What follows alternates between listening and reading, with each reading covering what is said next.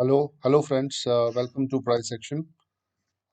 आज हम निफ्टी और बैंक निफ्टी का एनालिसिस करेंगे और जानने की कोशिश करेंगे कि कौन सी लेवल्स होंगी जिसमें हम एंटर कर सकते हैं या फिर आगे के जो मूव्स हैं उनको भी समझने की कोशिश करेंगे। तो ये जो निफ्टी का चार्ट आपके सामने खुला हुआ है, इसमें आप देख सकते हैं कि ये जो डिसाइसिव लेवल जो है, इसमें डिसाइसिव लेवल 14,890 के आसपास समझ लीजिए आप। 14,900 एक डिसाइसिव लेवल है।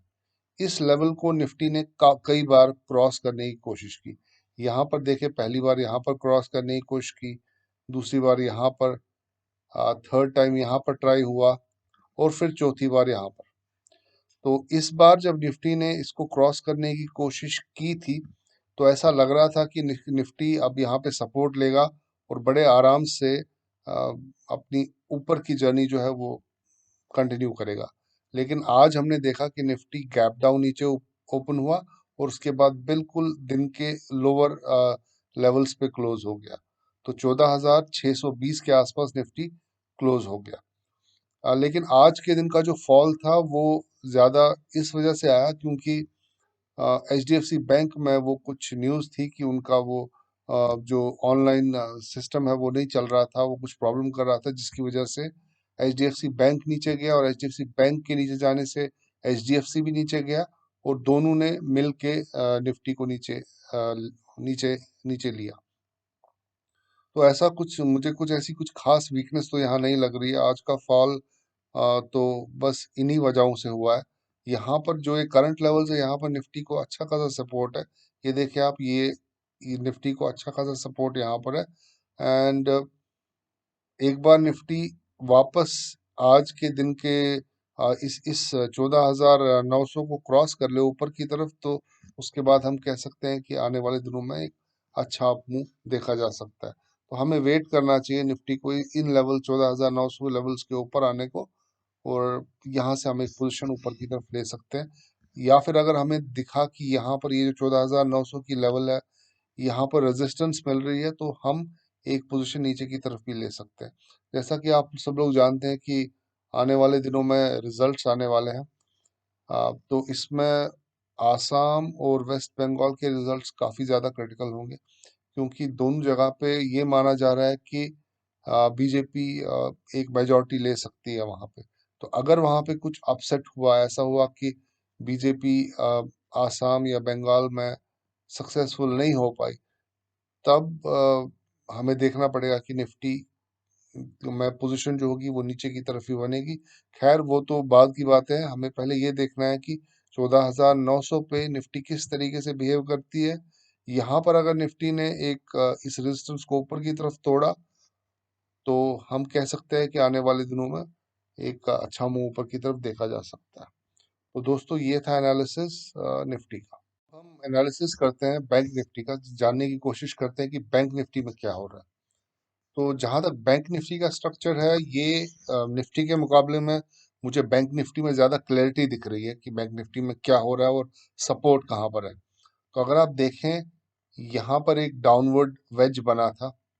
ये डाउनवर्ड वेज नीचे की तरफ था। यहाँ पर एक सपोर्ट था इस डाउनवर्ड वेज को, लेकिन वो सपोर्ट नीचे की तरफ टूट गया और बैंक निफ्टी 30,600 तक की लेवल्स तक नीचे चला गया।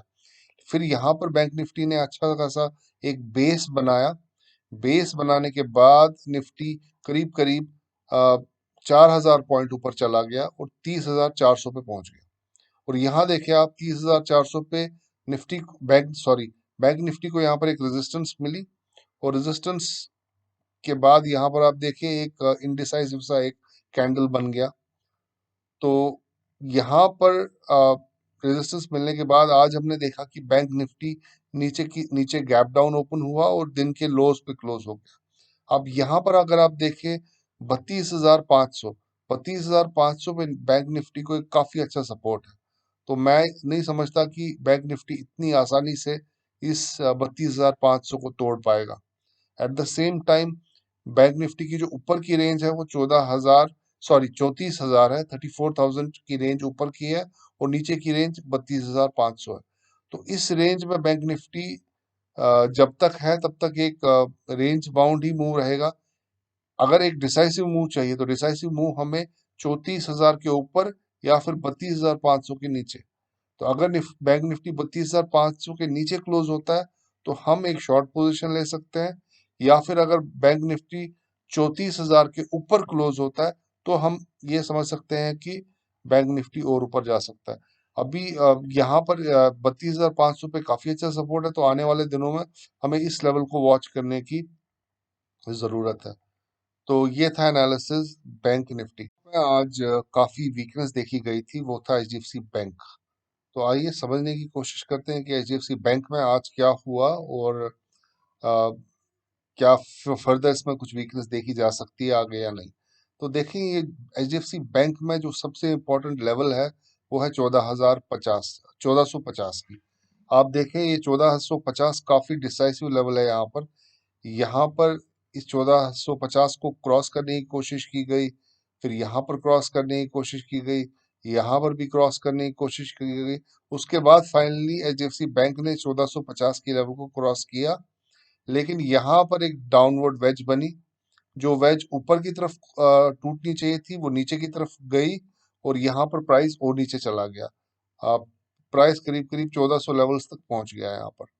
तो उसके बाद यहाँ पर एचडीएफसी बैंक ने एक बहुत अच्छी बेस बनाई।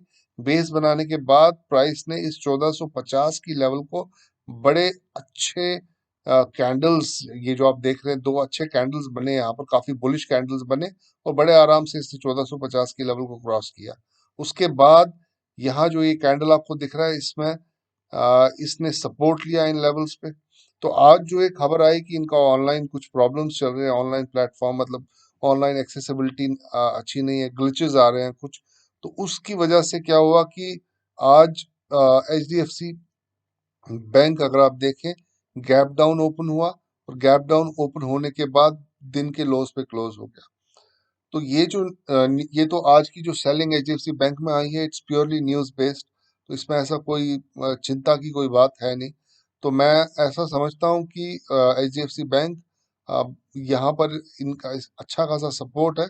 तो मैं ऐसा समझता हूँ कि नेक्स्ट सेशन में एचडीएफसी बैंक बाउंस बैक कर सकता है, और वापस से 1450 की लेवल को क्रॉस कर सकता है। एक दफा एचडीएफसी बैंक इस 1450 की लेवल को क्रॉस करे तो ऊपर का एक अच्छा अपसाइड खुल जाता है। एट द सेम टाइम, जैसा कि आप सब लोग जानते हैं कि एचडीएफसी बैंक की वेटेज जो है बैंक निफ्टी में सबसे ज्यादा है। तो अगर एचडीएफसी बैंक इस 1450 की लेवल को क्रॉस कर पाता है तो आगे अ, ये बैंक निफ्टी को भी ऊपर की तरफ ले जा सकता है। तो एचडीएफसी बैंक को बहुत क्लोजली मॉनिटर कीजिए, क्योंकि ये काफी डिसाइसिव है बैंक निफ्टी के या निफ्टी के ऊपर जाने के लिए। तो ये था एनालिसिस एचडीएफसी बैंक। तो दोस्तों, मैं उम्मीद करता हूँ कि आपको ये मेरा वीडियो पसंद आया होगा, जिसमें मैंने एचडीएफसी बैंक निफ्टी और बैंक निफ्टी का एनालिसिस किया। जाते जाते मैं आपको ये चीज़ बताना चाहूँगा कि मैंने ये जो हमारी यूट्यूब की चैनल है, इसमें मैंने प्लेलिस्ट बनाए हुए, जहाँ पे मैंने प्लेलिस्ट इंट्राडे ट्रेडिंग के नाम से, रिजल्ट्स के नाम से, टेक्निकल एनालिसिस ऑफ स्टॉक्स के नाम से, टेक्नो फंडा एनालिसिस और बैंक निफ्टी एनालिसिस, तो टॉपिक वाइज मैंने प्लेलिस्ट बनाए हैं। तो आपको जिस भी टॉपिक पे इनमें से इंटरेस्ट है या आप जानना चाहते हैं, तो आप इसमें आराम से एक्सप्लोर कर सकते हैं कि इसमें क्या कौन से वीडियोस हैं। तो थैंक यू वेरी मच, आपने अपना कीमती टाइम मेरे साथ बिताया। Thank you, have a nice day, bye bye.